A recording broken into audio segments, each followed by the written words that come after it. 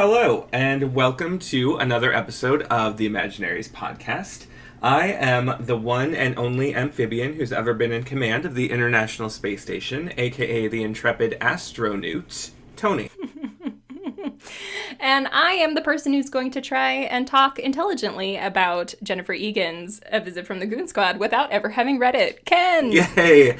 And we are joined today, very much to our excitement, by a special guest who I will allow to introduce himself in this next moment. So please give a warm welcome to Scott. Hi, Scott. Thanks. I'm Scott Selisker.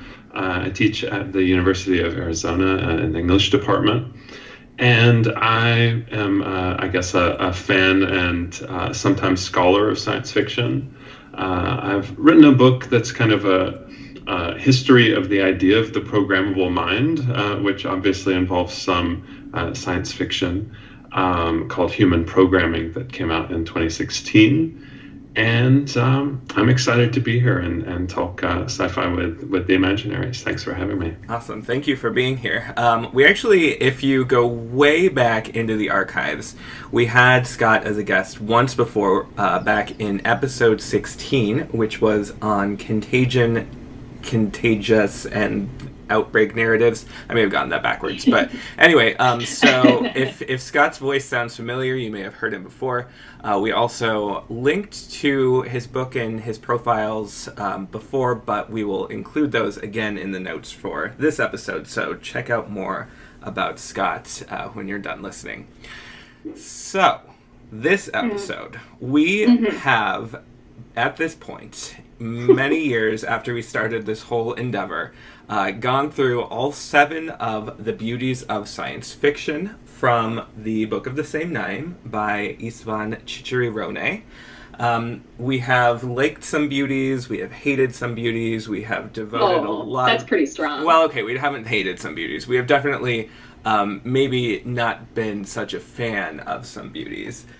However, since we have now devoted one episode to each of them, sans the one that we lost when my hard drive crashed. So really we only have 6 episodes for the 7 beauties. But in the final beauty episode, we did go through all 7 of them again. But we were thinking that it would be kind of fun to do a wrap-up and think about what the relationship is between the 7 beauties and science fiction. Because obviously, this is a concept we devoted now, 7 episodes and counting to this idea. So is it fair to say, if works of science fiction have those beauties, have some of those beauties, have all of those beauties, showcase them in some way, then that is a work of science fiction. That's how we determine what one is. Or is that too structured?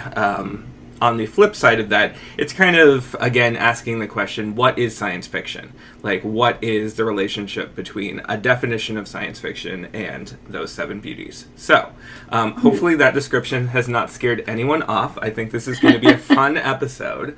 So before we jump into it, I'm curious, and, it's been a couple of years since we started this episode. I'm curious how we got to this book as the arbiter or the starting point for this conversation, both you, Tony, who introduced it to me, and also our guest, Scott. Yes.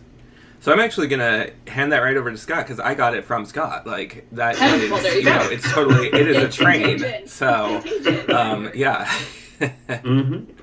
And, I got it from an anonymous peer reviewer for the journal Science Fiction Studies. I was writing an article on Paolo Bacigalupi's The Wind-Up Girl, a text that I found really interesting and was thinking about its kind of aesthetics and its way of talking about GMOs. And I wrote and submitted an article, and it came back and it said, yes, but you really need to discuss the science fictional grotesque as Istvan Csicsery-Ronay Jr. Discusses it. And the book was new to me at that point, but it was extremely helpful. I was really grateful to that peer reviewer. But I think it's, a book that a lot of folks in the science fiction scholarship community have really admired. and found useful and, I don't know, inspiring in some ways, in the way that it sort of opens up questions about the uses and purposes of science fiction, and the maybe contributions to literature more broadly that science fiction makes. Totally. And one of the reasons that I like it so much is that it's celebratory in a lot of ways. Like, it is Definitely. saying, these are the things that are beautiful about science fiction, not necessarily trying to say these are the boundaries of science fiction, but rather, these are some of the things that we can appreciate and love about this genre, this mode, this whatever, that aren't necessarily present in other genres or modes or whatevers. And so science fiction is cool for these reasons, and I like that about it. Yeah, so with that said, as soon as I say, like, not to put up boundaries, I totally want to put up some boundaries. And not do that exactly, but more kind of say, there's this sort of common sense idea. I was thinking about this in the shower this morning, so these are some actual shower thoughts that, like, TMI. why do we need to define what science fiction is? Like, is it in space? Are there aliens? Then it's science fiction. Done. Like, we don't need to think about this anymore. But then I was thinking about a lot of the books that we talk about on the podcast, The Handmaid's Tale, The Dispossessed by Ursula K. Le Guin, Octavia Butler's Parables duology, American War by Omar El-Akkad, the Bannerless series by Carrie Vaughn. All of these come under the umbrella of science fiction. No space, no aliens, not even necessarily a lot of science to the fiction.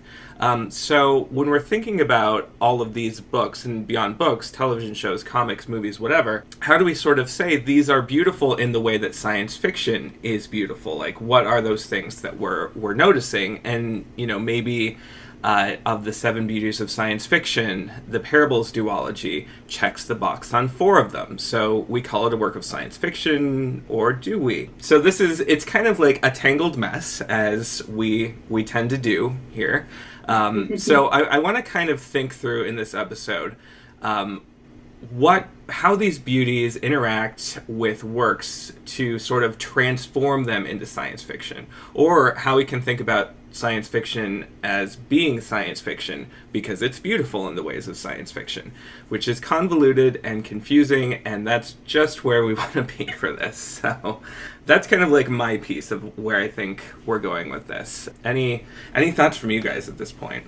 Well, I was just thinking, I would ask of Scott, since we just posted, the episode in which we discussed the 7th and final beauty, it's fresh on my mind. Where would you categorize alternate history? Because we talked about this in the previous episode. And does it belong in science fiction? This is a debate that has been raging for eons in science fiction and fantasy. Where does it belong? Does it belong under the science fiction umbrella? Because I think it would impact how we interpret some of these beauties or what we allow them to be. Mm-hmm. And I'm looking back at the list, and gosh, it doesn't, it really doesn't show up there. Neither does time travel. Mm-hmm. He discusses time travel, I think, in the Novum chapter, a fair amount.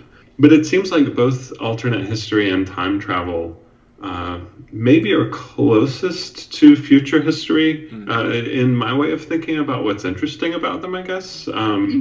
Because what they're doing is it's a kind of technique that allows us to think about the meanings of history, the meanings of individual events in a kind of broader span of time. Alternate histories usually have, a single event that takes you onto the darkest timeline. Mm-hmm. And so it's a kind of meditation that, that science fiction allows and makes a lot of room for doing in a bunch of different ways. So it seems like future history, alternate history, and time travel all kind of give various, all are kind of asking similar questions to my mind. But Yeah, so I guess I would say it goes closest to number 3, future history. Which unfortunately is the episode that got eaten by Tony's hard drive. Did we talk about alternate history in that episode? Do you remember? I do not believe that we did. Well, I don't think we talked about it as a subgenre, submode, subcat of science fiction. I think we were mostly trying to puzzle out what does future history allow us to do that maybe the Novum didn't, because at that point we were still pretty stuck on the Novum. Yeah, which fair. But I like that. I like the comparison. Or not necessarily the comparison, but the relationship between future history, alternate history, and time travel, because it's all sort of saying that one of the things that can be beautiful about science fiction specifically is this playfulness with time. Whether that is reinterpreting history, whether that is creating new history, although I guess that you're doing both of those things in alternate history or in, works that are set in the future, or in time travel, you're playing with the whole idea of time as fixed and linear and, kind of a baseline setting that is not otherwise interrogated. So yeah, I really like that. Maybe, the whole the third beauty of future history could just be more broadly time, something to do with time, unfixed, unstuck time. The question of time. Can I make a plug for another book? There's a recent book on time travel narratives that's really quite good, and I've looked up the proper title for it. It's by David Wittenberg, and it's called Time Travel, the Popular Philosophy of Narrative. And that came out a few years ago, but it's, I think, both a really interesting history of time travel and alternate history narratives, but also kind of makes arguments for the kinds of questions that those stories ask. Which I think is interesting too. I was recently listening to another podcast in which the book, The Time Travel, or is it called The Time Machine? Yeah, H.G. Wells' Time Machine was discussed. And they were talking about how when that book was written, all of these tropes and narrative structures that we now associate with time travel just simply didn't exist yet.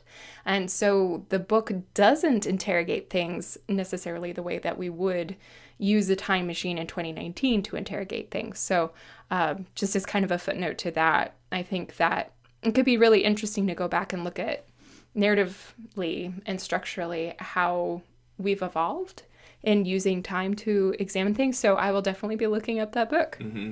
Mm-hmm. Cool. Yeah, or the way you described that, Ken, with thinking about the time machine makes me think of another way of conceiving of the Seven Beauties as a framework, which is to say that in some senses they're inventions of science fiction, things that science fiction writers have come up with, if not entirely out of thin air, then certainly that they've introduced and developed and iterated and made into something often beautiful and exciting and compelling about their stories. Yeah, that's interesting. It's kind of like almost saying they're the seven children of science fiction at that point. They are born from this collective, idea of what science fiction is, what it has been, because it's very, the book to me.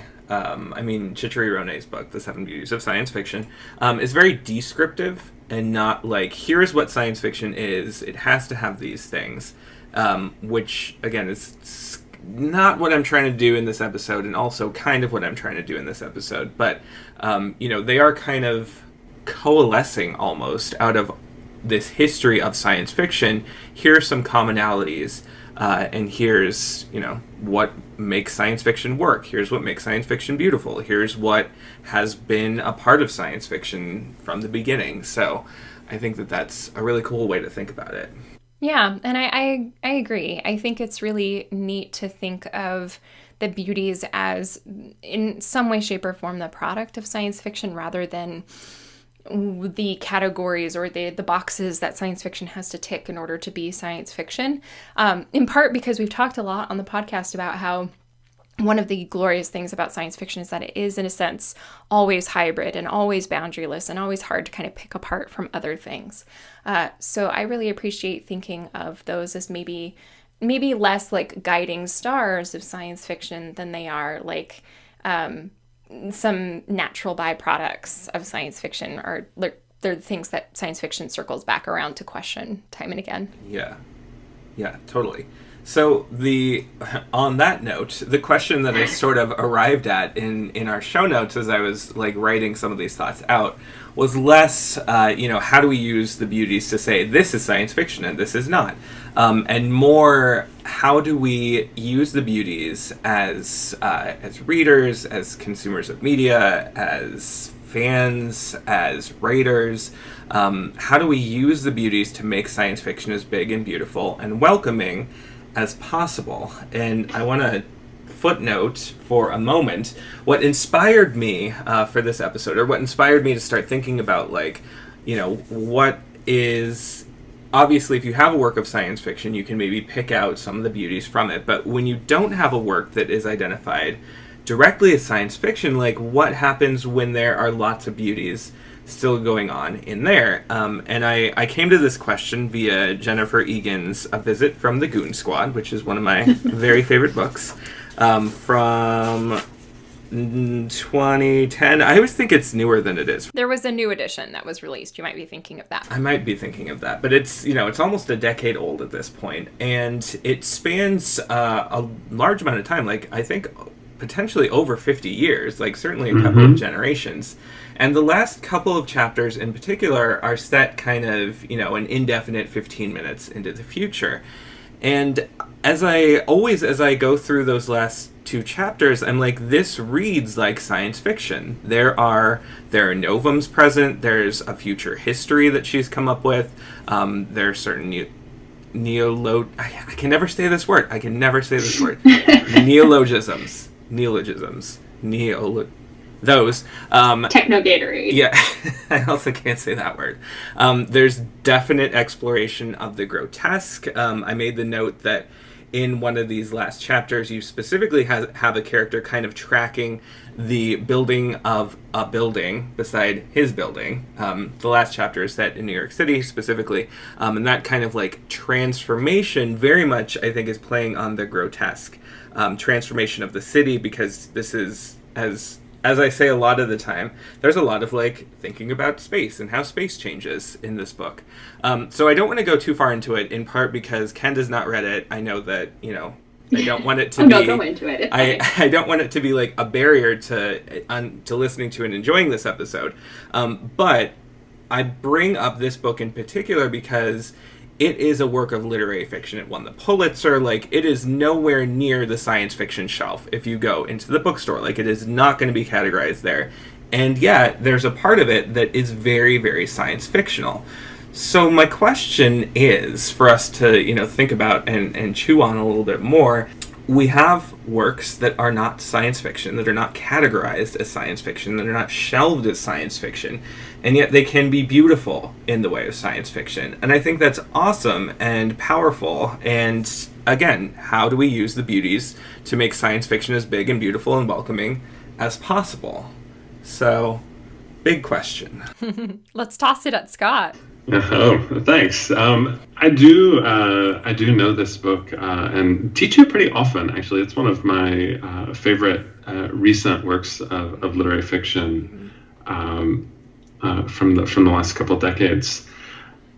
I think the answer really lies in what questions you put to a work like this. It's a book that's a kind of collection of short stories that spans those like 50 years, and it's mostly about people in the music industry, right? So I love it because students have a lot of fun thinking about the bands that get mentioned. There's a punk band in the middle. There are parodies of sort of literary authors' styles in the text. But you're right. There's also this kind of clearly science fiction right at the end of the text, and it's thinking about language. Everyone's talking in this weird like text speak in a story that I believe is titled "Pure Language." Right? Yes. And it's thinking about questions about purity. It's thinking about this concert promoter. And there's a concert promoter in the 70s at the beginning of the novel, and then there's one 15 minutes into the future, and the novel seems to be asking us to compare those. What is artistic, how is, say, technology and communication and media changing how we understand artistic production, and certainly kind of corporate ownership and control as well. Those seem to be big questions that the text is asking. And it needs, for thinking about the future of communication, media, and corporations, it needs some of the tropes of science fiction, right? It needs some of these beauties to use, and it uses them as kind of a resource for thinking about people who are trying to communicate with each other, people who are trying to disguise their identities online as they promote a concert which they don't want anyone to know that they're being paid to promote. This sort of thing needs these kinds of science fictional scenarios, I think, in order for Egan to address them. Yeah, and I love that, as I'm going back through our show notes too, Scott, you wrote that one of the great things about the Beauties, about thinking about science fiction in terms of the Beauties, is that they let us appreciate a wide array of science fiction without worrying about where science fiction ends and literary fiction begins, or where science fiction ends and fantasy begins, or anything like that. And lets us look at the contributions of science fiction to literature and to culture more broadly, all of which are good things. So I just, there's a part of me that gets frustrated, though, by authors who kind of, distance themselves from science fiction. And, I would think that in what I've read and about what Jennifer Egan is like, I think if, I went up to her somewhere at, a reading or something, and I was like, I think the end of Goon Squad is, really science fictional, she'd be like, cool. But some people, like Margaret Atwood, I'm just going to go ahead and call her out, is very opposed to the label of science fiction. So, I don't know, this just... Some of it might be generational. Yeah, that is true. I mean, Margaret Atwood came of age as a writer at a time when it really was perceived as a binary between literary fiction and popular fiction, and science fiction was included with that. So I wonder how much of her resistance, and she may or may not consciously be doing this, but I wonder how much of her resistance is a product of that period and the positions, the defensive positions she was forced into in order to gain those critically engaged readers who at the time were kind of the property of literary fiction. Yeah. Yeah, tell me if I'm getting too far on the literary historical weeds for you guys. But I read an article recently by a guy named Dan Sinykin, where he thinks about the kind of broad trend of, quote unquote, literary authors going more and more into science fiction. I was just reading, and fantasy for that matter. I was just reading a review of Marlon James's, is it Red Leopard, Black Leopard, Red Wolf? Yeah, the other way around, which I'm looking forward to reading. But Sinykin noticed that in the 70s, or in the early 70s, prize-winning books and best-selling books were often the same books. The Philip Roths, the Ralph Ellisons, the Joan Didions, big literary books were selling a lot of copies in a way that they aren't anymore. as smaller publishers have been taken over by larger conglomerates, now we have a kind of big five publishers that own a whole lot of imprints. More and more of their main authors are getting subtle or not so subtle pressure to write better selling books. So someone like Cormac McCarthy, who if you've read some of his earlier works, they're very dense, they're very literary, they're quite good. He winds up with a new editor in the early 2000s writing The Road. You've got Kazuo Ishiguro, Chang-Rae Lee, Margaret Atwood, a really pretty wide array of authors writing from this kind of literary perspective into sci-fi and genre, and it's because they need to sell more books these days.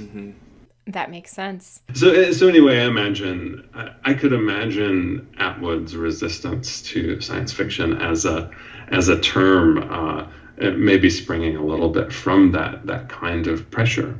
Although she also, I think, I don't want to speculate too much about what it is that she thinks, because she's also been writing like very much science or speculative fiction for quite some time. Totally. So I think that this sort of, first of all, I want to say that was amazing and not too much in the weeds at all, because those are the kind of things that I love to learn about. Like we've definitely had a few episodes where Ken has like gone into the history of like the English novel and thought about how the birth of science fiction kind of comes about at the same time as the novel, and I think that's just fascinating, and I didn't know anything about it, so it's really cool to learn about that. And I wonder, before we go too much into back where I did want to go, but like when I think of what else was going on in the 70s, I go immediately to like science fiction becoming broader, widening, welcoming the influx of like the feminist science fiction writers. At the same time, it's getting away from, not entirely for sure, but it's definitely getting a little weirder. It's definitely not solely written by like, white straight dude engineers trying to write as scientifically accurately as possible. So I wonder, I don't know, if there's some sort of relationship there too. Yeah, it's that makes it. Or your mention of white writers writing sort of as scientifically accurately as possible makes me wonder. Like, it makes me think of the kind of moments of different kind of definitional questions for science fiction, like. Oh gosh, is it the late 40s that John W. Campbell comes up with the extrapolation definition of science fiction? Does that sound right? I think so. It's right. Yeah. I want to say 1948. But he says that to be a work of science fiction and not fantasy, an honest effort at extrapolation from the known must be made. And so he was very interested, I think, in drawing a boundary in order to have science fiction be taken seriously in this kind of scientific way. And then I think forward to the 70s, to the moment that Tony's talking about, to the moment where the new wave really takes science fiction in so many different countercultural and feminist and multicultural directions. And to the other kind of big definition in the history of science fiction that Darko Suvin gives, that it's about cognitive estrangement. Things in science fiction give you an alternative environment for understanding or cognizing the things of our own world in a strange new way. So that like new wave science fiction really fits with that in a lot of ways. That it's talking that science fiction about other planets is always about us. And then the Beauties seem as a definition coming from the past decade or so, really pretty appropriate to a much more fluid set of genres where, lots of things can get taken up in a science fictional or a not science fictional direction, and that's okay. Yeah. I find I find thinking about that kind of twinned history of criticism, or definitions rather, and of science fiction itself, like maybe an interesting thing to think about. Totally.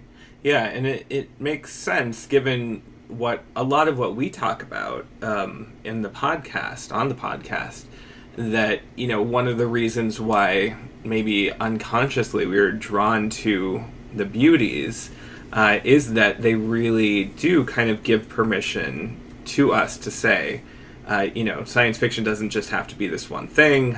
It can be really cool, really beautiful in these different ways, and it doesn't have to be all of them.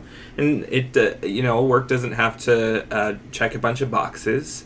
I think that the Beauties are very much of a time for us, and will they change in the future? Will some different definition come about? For sure. However, Beauties are beautiful right now. And so I want to actually, now that we're, a good half hour or so into the episode, I think it would be fun if we maybe think a little bit more about some of the Beauties and revisit them and, say something, talk through to say something. Sorry, talk through how they're cool, why we appreciate them. The sort of things that they allow us to do. So, I am going to start us off with my biggest challenge, which is one of the two that I can't pronounce regularly. Neologism. Did I say that right? Was that right? I think so. Okay. Yeah, okay, good. So neologism. And the first thing that I thought of when I was going back here was not necessarily, words that I see repeated in other works of science fiction, but I thought of this, this little anecdote. I gave my mom a copy of Ursula K. Le Guin's The Dispossessed several years ago for Christmas. And my mom is awesome, first of all, if she's listening to this, but is also very much like, a very hippie, very liberal, and very, anti-capitalist. So she loved the word propertarian and, added propertarian to her lexicon. So, being able to look at the current news cycle and for her to, sort of shake her fist and go, "You stupid propertarians," is, so...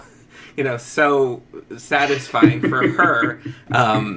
So there's, that's totally an example from that particular work of science fiction that gave her a way to both think about what Le Guin was writing about in that book, but also to sort of spin her world in a new way and say, this is what I see. This word perfectly describes the state of affairs as they are. So it's kind of more like what Scott was talking about, kind of a Darko Suvin kind of relationship, more so than just a beauty. But I also love that my mom would not be able to talk the same way if she hadn't read Ursula K. Le Guin, which is cool.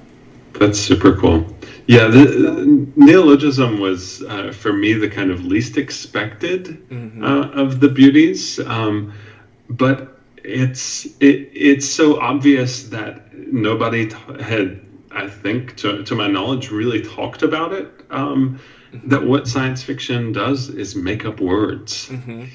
And I guess advertising and marketing had been making up words in kind of a market context before science fiction was doing it in the same way. But it gives us these words these worlds that suddenly feel lived in and strange to us.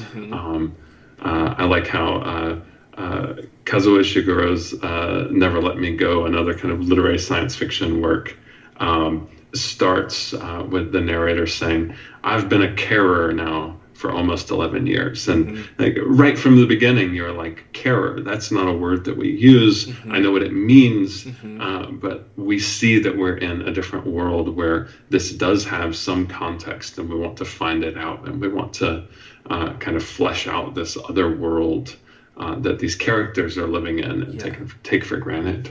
Yeah. I think it's interesting too. I agree, absolutely. I think it's interesting too when the function of language is, in a sense, the novum as well as providing neologisms. I'm thinking here we just read Vita Nostra recently, and also you mentioned Lexicon earlier. You probably weren't thinking of Max Berry's Lexicon, but that's another book where like the function of language is also the novum. Yes. And I find that it's really interesting when science fiction, like on the science fiction to fantasy spectrum, when the science fictional end starts tinkering with language as like function and form. Yeah. In part because we have for so long associated these tinkerings with fantasy, like words as a source of power, like magic power. That's a little bit more common in fantasy. So I find it really interesting when it starts getting sort of brought more into the constellation of beauties of science fiction. And I was just wondering if, I know, Tony, you've read Vita Nostra, if you had any further thoughts on that. I think that's brilliant, what you just said, and I totally agree with you. And I would love to see more of that. Like, you named Vita Nostra, you named Lexicon. I'm trying to think, madly now of works that do that aren't necessarily, high fantasy, because I thought after that, like, The Name of the Wind is a perfect example, but, I mean, obviously, high fantasy, not necessarily playing with it in the same way. I don't think I have anything smart to add to that. That's awesome. You're great. So are you. Thanks. I like the idea of fantasy using words, and when I think of, I don't know fantasy well, but when I think of the words that it does use, they tend to be associated with the ancient, with sort of origins and the past, a lot of, or sort of rediscovering the past maybe, whereas I wonder if science fictional words more frequently tend to be associated with our future, or with kind of establishing things that have been introduced by technology in particular. And I don't know if this is exactly like the same direction. This is going to be a little bit of a tangent, but obviously this, we can't have an episode where I don't talk about Star Trek a little bit. No, that's true. But there's, there's been a functional, like a morphologically, syntactically functional Klingon language for many, many decades now. It's established, it's used in movies, it's used in the series, it exists. It was invented by a linguist, so it is, linguistically solid, as far as I know, because I'm not a linguist. But what I find interesting about that, obviously, that is a whole example, and I think Csicsery-Ronay even uses the invention and usage of the Klingon language in the Seven Beauties of Science Fiction. But the direction I want to go with this is in how Star Trek Discovery uses it. Because you have entire scenes in which actors are speaking solely in this made-up language, actors who are portraying Klingons. But what's also interesting to me is that when those actors are then speaking in English, and they use Klingon words, there's kind of almost a different accent, a different intonation. It sounds almost Arabic to me sometimes, whereas before, when you look at, Next Generation, Deep Space Nine, when characters were speaking in Klingon, it was not necessarily accented in ways that you would recognize as associated with real-life Earth languages that arose on their own. So I'm trying to bring this to a point, and I don't know that I necessarily have a point other than to say... Star Trek. Star Trek things, yeah. But, this interplay of where language comes from, of how science fiction plays with language, creates new language in different ways, is something that, can go from, the invention of new words to the invention of entirely new languages, and coming up with Klingon. The Klingon language is never the novum for Star Trek. Like Star Trek, as I have argued many, many, many times before, is I think the primary novum of Star Trek is the Federation, so it's a work of political science fiction. But a novum for Trek could certainly be the Klingon language, maybe, possibly, and so that's cool. And also, somehow I've turned this into talking about the novum, which is our favorite of the 7 beauties, I think. So I think so too. I think that the language thing, you actually use the word accent and culture in there. I think neologisms are perhaps the most prone to abuse in that they can bleed over into cultural appropriation. Like you mentioned, that the Klingon language in Discovery sounds sort of Arabic to you, and that reminds me, in our discussion of the first couple of beauties of science fiction, we talked about Dune, and how Dune was like a very problematic example of how to both do these beauties and maybe ways you should not be doing these beauties.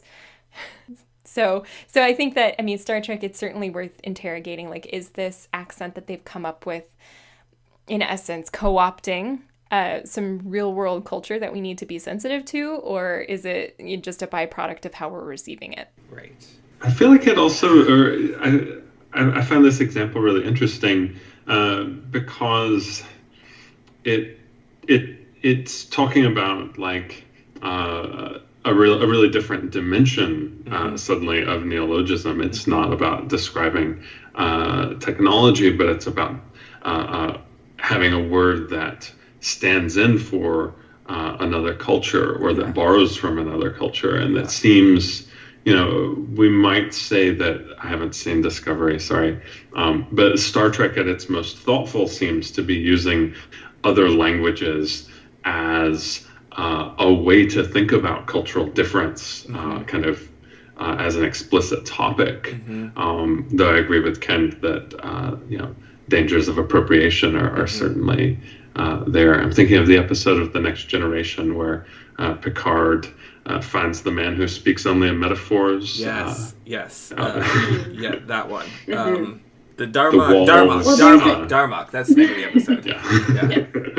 Yeah, and there's an episode relatively early on in this new season of Star Trek Discovery, season 2, where essentially it's like the Tower of Babel all over again. The universal translator breaks down, and suddenly you become aware that every person on Discovery is speaking a different language. It's just been translated for you, and I thought that was really interesting. It was both novum and neologism and like all the things all at once. Sounds cool. Yeah, it was a good moment. And I love that in part because Discovery, while we have talked at length about how it works or doesn't work as a prequel, what I did love about that is that it's not quite as far as Next Generation, Deep Space Nine, Voyager. So the human characters are still, we learn, speaking different languages. Like, they're not speaking all like the human language or Federation Standard or whatever. So when the translator breaks down, you hear all of these different Earth languages at the same time you're hearing lots of different alien languages as well. And I thought, yeah, that was a really cool moment. So there was definitely French, like Christopher Pike was speaking French, which I thought was hilarious and awesome. So anyway, definitely worth checking out that episode if you want to hear language addressed specifically in a Discovery context. So I'm gonna fire a question at Scott, actually, and because I definitely, there are a couple of big questions that I want to get at the very end of the episode, and I think we're almost there, but not quite. So Scott, if you had to pick like one or two of your favorite beauties, like the thing you love reading, the thing you love watching, when it shows up in a work of science fiction, it's just like wonderful. I love seeing this again. What are your favorite beauties? Ooh, I think maybe what Csicsery-Ronay calls the science fictional grotesque. Grotesque things are asking us to descend into the grottos of being.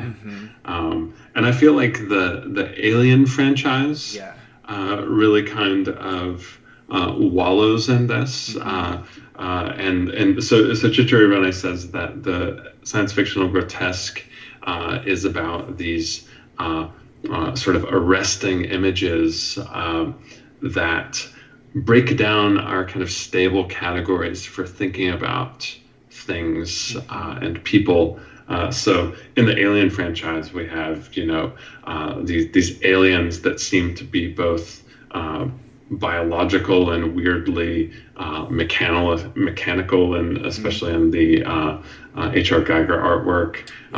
They're both outside and inside of the bodies of the people. There are these androids that suddenly start like spitting up milk everywhere.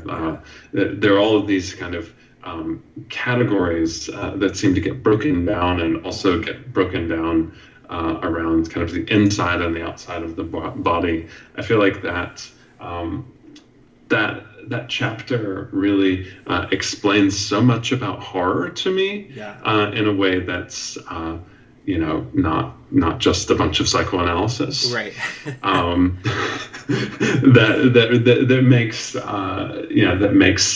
those kinds of works kind of newly thoughtful to me, and so that's probably my very favorite. Yeah, totally. And I love the grotesque for all the reasons that you just said, and I love it for this is going to sound kind of meta and silly, but I love it for its mutability. Like the way that the grotesque is often kind of like taken as a gross kind of horrific thing, but also how science fiction can kind of like turn that on its head and make the grotesque into something really beautiful.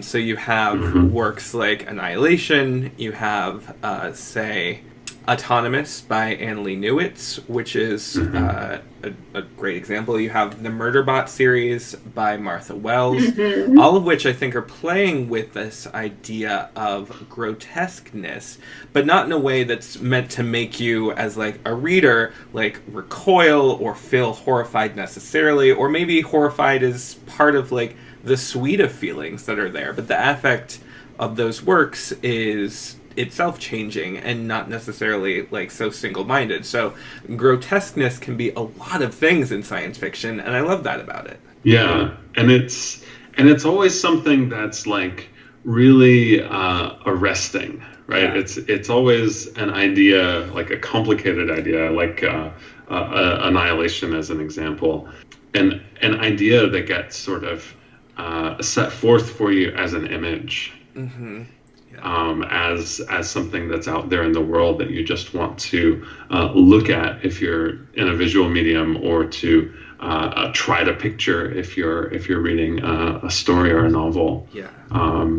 So I think that's a really neat idea, and one that I've thought about a lot since reading this book. Yeah, for sure. I'm also curious how it might relate to the programmable mind. How does the grotesque in your mind, in all of the minds, I guess, relate to this notion of the programmable self? In maybe a less than, I guess, obvious way of thinking about something being grotesque. But when, say, you're watching, say, The Manchurian Candidate, about this kind of brainwashed assassin, the whole time there's this kind of tension between the human mind being this kind of programmable machine, and the human mind being something that has free will. And through almost a third of the movie, you're watching Raymond Shaw, and you're looking at him and trying to decide, like, is he programmed right now? Is he going to shoot the person that he's been ordered to shoot, even though it's his father-in-law, even though it's his new wife? And so it is this kind of arresting image through which, in my work, I think about how that image of what Eric Fromm called the human automaton, that image is one that we've freighted with a lot of questions about what it means to be human, what it means to have free will, what kind of brainwashing might mean, and sort of that sort of cluster of questions gets sort of packed into this image, this cheap science fictional effect of someone walking or looking as though they've been programmed like a robot. Interesting. So one of the things, Scott, that you had asked in our show notes was what other kind of beauties might be missing from, how we're consuming science fiction right now, which is definitely something that we have thought about in previous episodes. And so you had some really great ideas here. So let's kind of chat through what beauties might be missing. Well, I think, I had written time travel, but now don't agree with my past self who wrote that, since we talked about that earlier, right at the beginning of the show. How appropriate. It seemed right to mention that. And for me, one thing that I think we see a lot of in contemporary science fiction as more diverse works get a kind of broader platform these days, in the past decade or so especially, is a lot of works that do something, and this is not a good word for it, but a kind of culture or folklore remix. And I think that's because, or I thought of that because Csicsery-Ronay's book doesn't seem to make a really explicit place for something like Afrofuturism in particular. So something like Black Panther, Nalo Hopkinson's work, Nnedi Okorafor's work, especially something like Lagoon or the Binti series that think about questions of culturally specific traditions and pieces of heritage that get folded into future-oriented world building. And maybe world building is a term that strangely doesn't get as much play in the book as well. That seems like a big thing that science fiction does that may not get talked about quite as explicitly. Yeah, and I love that.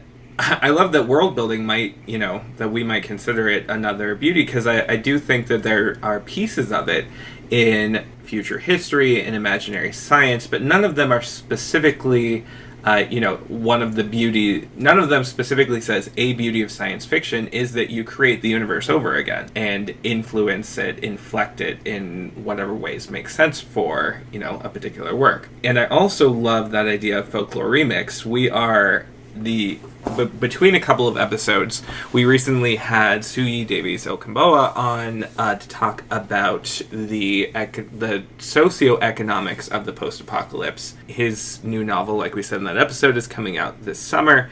We're going to have Deji Olokotun come on in another episode or two. Both of them are Nigerian science fiction writers, so are involved in a lot of that kind of like that beauty of remixing folklore, of getting science fiction to be a broader place where you can tell more and more and more stories that aren't necessarily based upon the repetition of Western narratives, which is cool, and I think something that is kind of beautiful in a way that science fiction didn't necessarily have that beauty 10 years ago. Like, it wasn't as prevalent, it might not have been as obvious, but I think that it's something we can talk about and love and cherish now, for sure. Science fiction has gotten more beautiful. Yes, it has.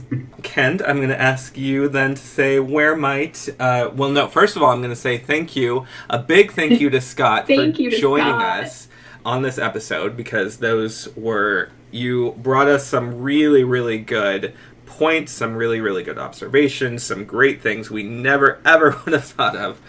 So thank you for joining us. Absolutely. Thanks so much for having me. Yes, and Scott, where can we find out more about you? Where can our listeners find out more about you? Probably the easiest place is Twitter. I'm S. Selisker, Selisker, on Twitter, and have a faculty webpage from there. Awesome, thank you. And Tony, I suppose that brings us to where you can find out more about us. So you can find us, the Imaginaries, at imaginaries.net, and you can also find us on Twitter at imaginary_pod. You can also drop us a line at our Gmail at imaginarypod, no underscore, nothing else, at gmail.com. So we hope that you will drop us a line, and I would just pose the question to our listeners, if you are thinking of the Beauties as an interesting thought experiment that maybe we can broaden a little bit, some beauties maybe we missed, maybe beauties of fantasy, go ahead and throw us a note on Twitter or by email, and we would be happy to respond and talk about those in future episodes. Absolutely. So great. Thank you both. This was awesome, and you'll hear us next time on The Imagine. You'll hear us next time. Bye. Bye. 3, 2, 1.